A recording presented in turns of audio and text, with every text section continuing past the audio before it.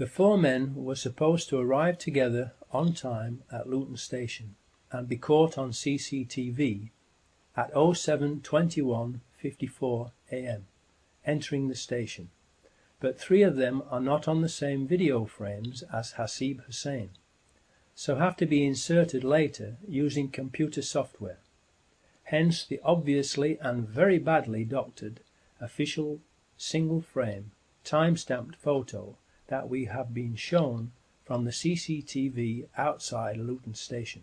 They can't show them moving because it has been faked. That's why they show only one single frame still photo.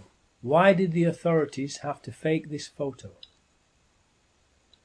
They would have had to fake it because three of the actors missed the tube trains that they were supposed to catch and which blew up without them being on board. And so there was no video footage from Verint Systems of them boarding the three tube trains for the authorities to be able to use as false evidence to try to prove to the public that the Muslims were guilty. So they had to doctor and show us the fake photo instead. Remember what Michael Portillo said on the May 2004 BBC Panorama programme. The coverage is going to be organised. So far, they are apparently running according to the training exercise plan and on schedule. Fifth chapter title, The Ghost Trains. Unfortunately for the people who have organised the event, the train that the four Muslim actors are supposed to catch, the 07:40 am train to King's Cross Thameslink, has been cancelled, and the next one too, so they cannot possibly make it in time to catch the tube trains that they were supposed to catch as part of the training exercise. The best laid plans of mice and men often go awry, as the hand of God interferes.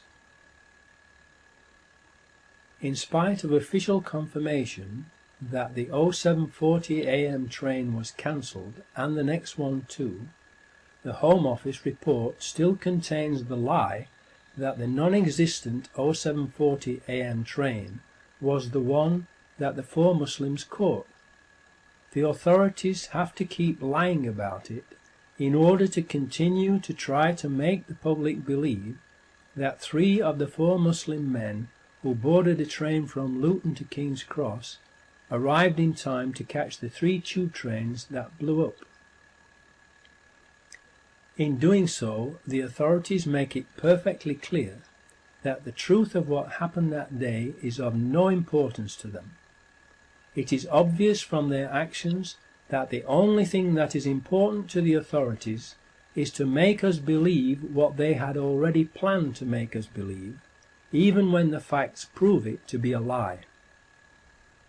The first available train the Muslim actors can catch gets them to King's Cross after the tube trains have already left without them. Hasib Hussain splits off from the other three at King's Cross Thameslink station, because he still has time to catch the number 30 bus as his part in the mock terror exercise. When the tube trains they were supposed to catch are blown up, the other three smell a rat and realise they have been duped and are Muslim patsies who will be blamed for the attacks, and everyone knows what happened to Lee Harvey Oswald. The Muslims are not from London. Their homes are many miles away, and so they are like fish out of water, and have no idea what to do or where to go and hide. They realise that they can't go home, and do not know anyone in London whom they can trust. The phones are all not working, first of all because they were jammed and then shut down by the authorities. So they cannot phone anyone to tell them what has happened. What can they do to prevent themselves from being wrongly blamed for the explosions? What would you do in that situation? On one of the early TV news broadcasts that day, a newsreader announced that a report has come in that 3 of the terrorists involved in the bombings had been shot and killed by the anti-terrorist branch of the police at Canary Wharf in the Docklands area of London's East End.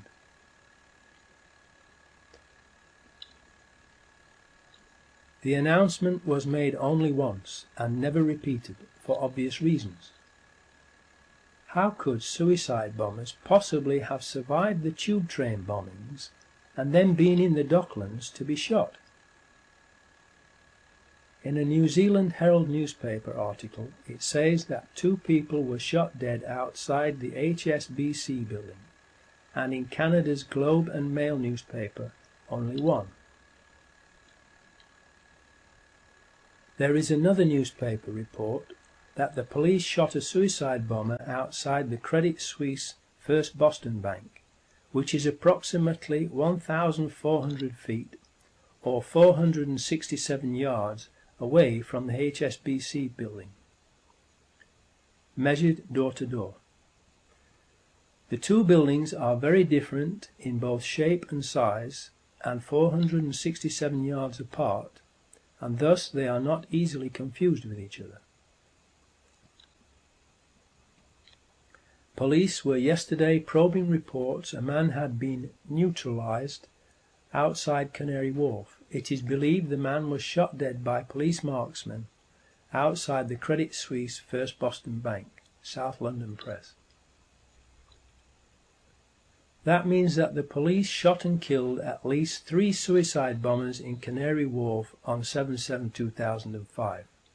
How could suicide bombers, who were supposed to have blown themselves up on the 3 tube trains, have survived and been shot dead at Canary Wharf? If we have at least 3 of the 4 suicide bombers shot dead at Canary Wharf, and we know they weren't on the tube trains that blew up, because the 07:40 AM train from Luton to King's Cross was cancelled that day, then we have overwhelming proof that they did not blow the tube trains up, and that the blowing up of the 3 tube trains was an inside job. At the Canary Wharf Docklands site there are media companies for the Muslim patsies to have told their story to and cleared their names if they could, and 2 possible escape routes: via air from the nearby London City Airport that has flights to 34 destinations in the UK and Europe, and, if they couldn't fly out, there was the possibility of getting a boat across the Channel to France. 6th chapter title: The number 30 bus. The 4th Muslim backpacker, Hasib Hussain, who has been blamed for the number 30 bus bombing, is reported to have been seen wandering around London, going into McDonald's and eating a beef burger. He is reported to have tried unsuccessfully to contact the other 3 by phone on Euston Road outside King's Cross at 08:55 AM, but the phones were not working because they were first of all jammed and then shut down by the authorities.